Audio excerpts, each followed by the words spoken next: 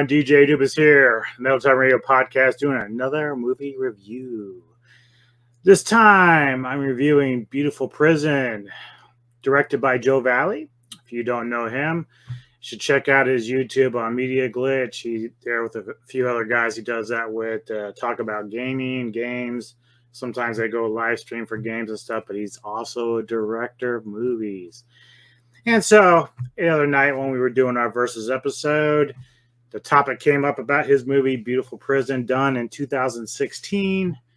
And so I wanted to check it out because I was curious, of course. And, I love to give my boy Joel some hard time sometimes on the Versus episodes. But I also want to support him because he's a good guy, good director, good friend. And I think it's only good that I go and check it out and give him a review. To good or bad, you never know what's going to happen. But obviously, I'm going to give you my review of his movie. Its runtime is 1 hour, 22 minutes, and that's a good thing.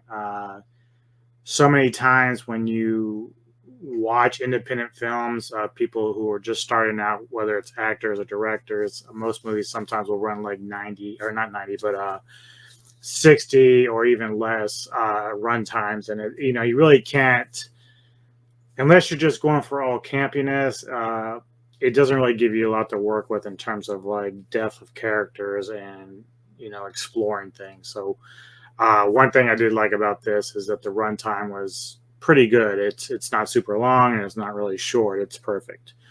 So it stars Leila Garza Stockwell, Kaylin Stockwell, Ernesto D'Alessio, and Kristen Barrett. Those are your mains. There are a few other ones in there.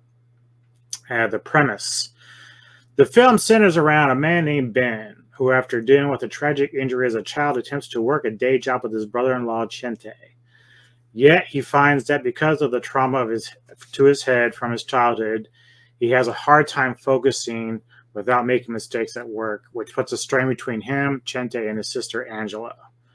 After Ben and Chente get into a fight after Ben's friend is fired from work while covering up one of Ben's mistakes, Ben is hit by a car and put into a coma. We are then taken on a journey between fantasy and reality, and whether Ben is going out of his mind or being haunted. In the midst of all this, though, Ben has developed a celebrity crush on a woman named Jubilee, she's an actress, played by Garza, who ends up coming to his city to shoot a movie and gets mixed in with all of Ben's increasing paranoia. That's how I see this film. I didn't want to give too much away. I know I talked to Joel shortly after I watched this. Like, I'm doing this pretty soon while it's all in my head freshly. And, he had said that when he released the film that it was misidentified as a horror flick. I will let you know that it is more of a thriller movie, but it has a lot of other elements. It does have some horror elements, which I'll get to, but it's got a little bit of comedy in there. It's got a little bit of romance. So it's pretty nice that Joel has incorporated a bunch of different vibes into the film, which is very cool. I oftentimes, when I was talking to him, he said that people had said you can't add all these elements in. Well, one film that's at the top of my list, of my personal list, that people would know is Brotherhood of the Wolf, and they incorporate horror, action, martial arts, romance, and everything. So it can be done, and Joel Valli has done it with this film as well. On the horror side of things, when Ben starts to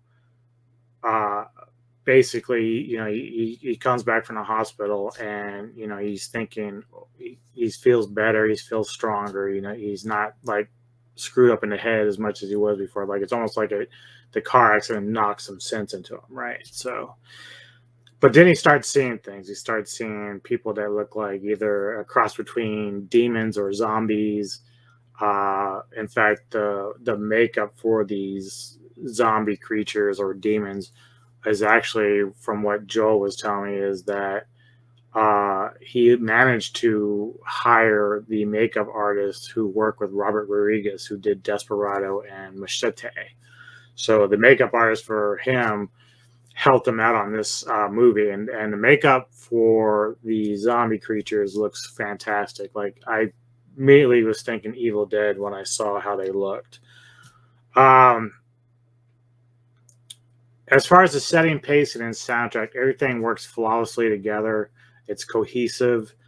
The strong cast is very believable. Like, nobody on here, I'm not even familiar with any of them until now. So I was impressed by Joel's casting choices because they all did this film flawlessly. They were really good.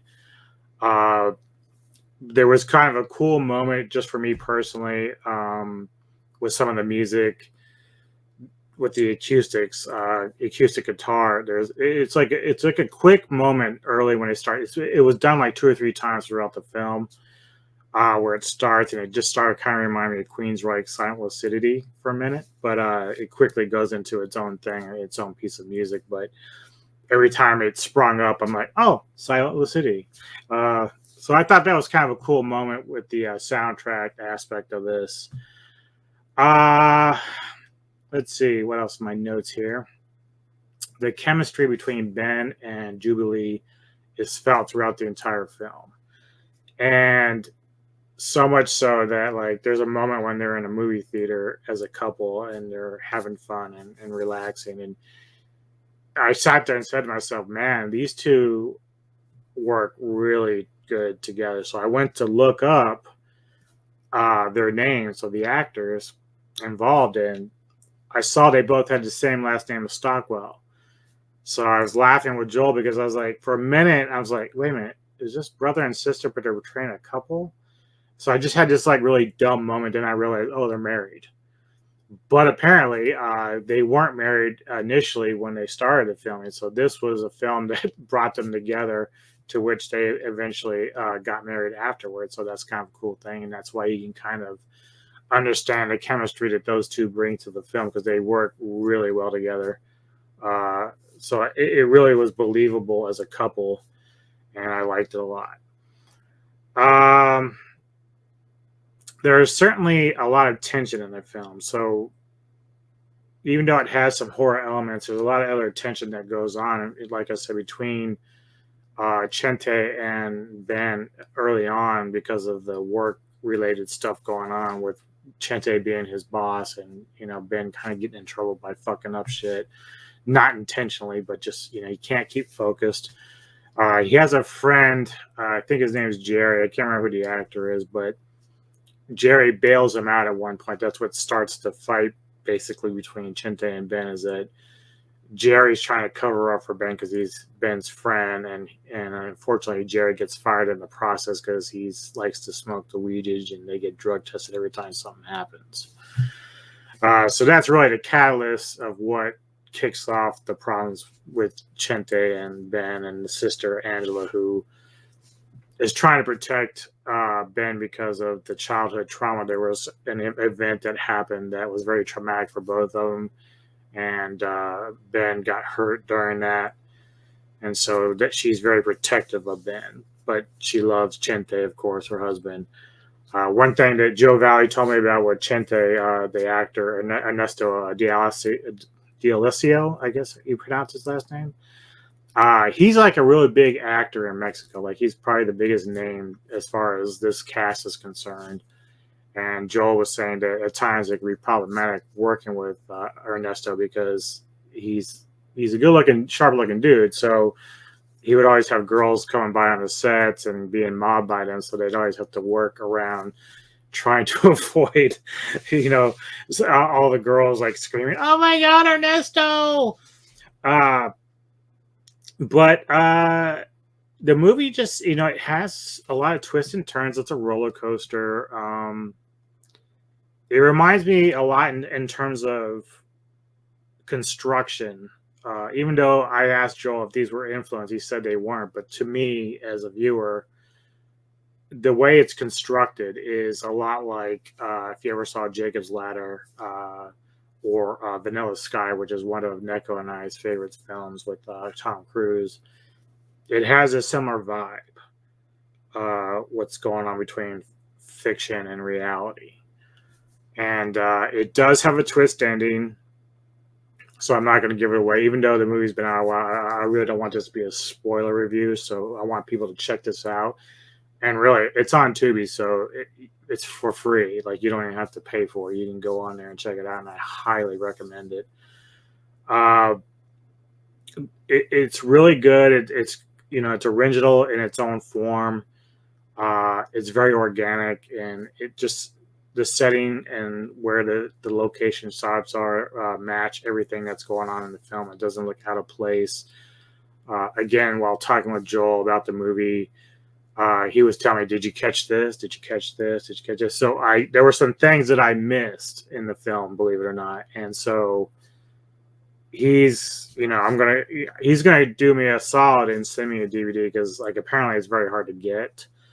So much kudos to him. I really really appreciate that because I do think Neko would really like this film. I really like the film, and I want to go back and check out some of these things that supposedly I missed in the film. So and the other cool thing about this is from what Joel is telling me is that his influences with other films that weren't like stuff that I thought, but other films in general. If you caught our Versus episode, some of the names in this film are names he took from one of his favorite movies, Sleepaway Camp. So even though it's not the same type of movie, it's just cool that Joel took that time to throw in things from his childhood and love that they kind of influence it into it. Even the Evil Dead stuff.